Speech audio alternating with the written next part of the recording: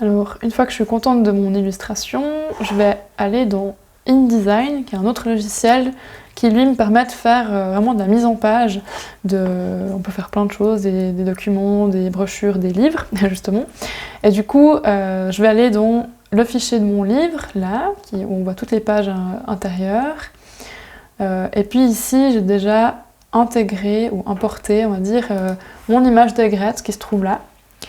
Donc voilà, j'ai importé mon fichier qui lui, en vrai, est toujours sur Illustrator. Je peux toujours aller le modifier si j'ai besoin.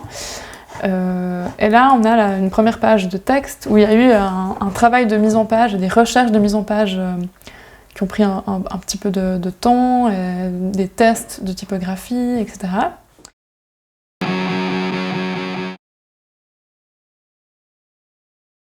Donc en gros, on a un titre, donc en général, ce qu'on veut lire en premier, on le met en plus grand, en plus gras ou pas forcément, mais en tout cas en plus visible.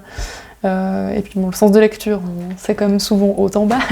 Donc un titre assez grand, en gras assez fort comme ça. Un petit sous-titre en dessous, plus discret, dans une typo un peu plus... là j'ai mis du régular, donc une typo... là c'est du bold, là c'est du régular.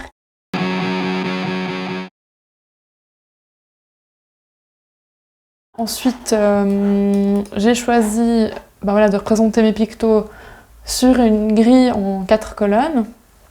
Donc on a à chaque fois le petit pictogramme, le nom de l'ordre ici, enfin le nom de la catégorie en gras, en bold, et puis en dessous l'explication, par exemple.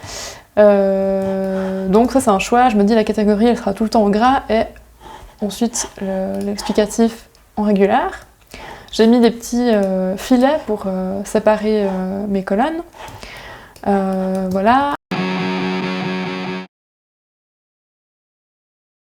Après on rentre dans le texte vraiment principal.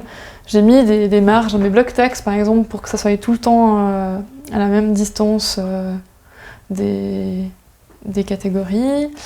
Et puis là donc j'ai choisi une typographie assez ronde et puis agréable à lire. On est en régular. La typographie elle s'appelle Bryant. C'est une typographie payante mais qui est pas trop chère.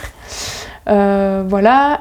Et le texte il est en drapeau ferré à gauche. Ça c'est ferré à gauche. Ça c'est justifié sur toute la largeur. Personnellement je préfère lire des textes justifiés à gauche, mais voilà, c'est un choix personnel. Ça évite en fait les lézardes, genre les gros trous qui se trouvent là, là, qui sont durs à gérer suivant les textes. Donc perso, je préfère texte ferré à gauche, comme ça je m'embête pas avec les lézards.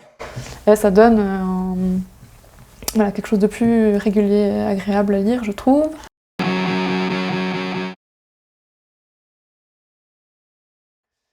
Et après on a encore une petite marge ici, qui est basée sur ma dernière colonne à droite, où on a de nouveau des petits titres qui sont la même taille en fait que mes catégories là en haut, mais de nouveau en gras, et puis l'explication en régular.